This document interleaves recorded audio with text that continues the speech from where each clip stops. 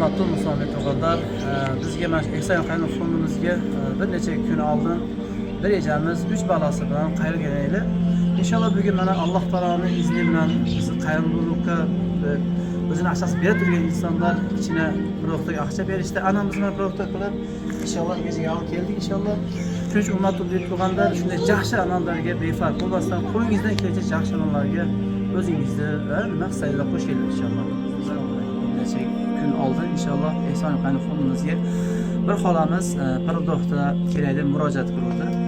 Bugun Allohning izniyle mana shu produktlarni mana olib keldik inshaalloh. Mana bir haftani noshiroq yetkazgan produktlar bularning ichida go'shtlar, kartoshka, piyoz.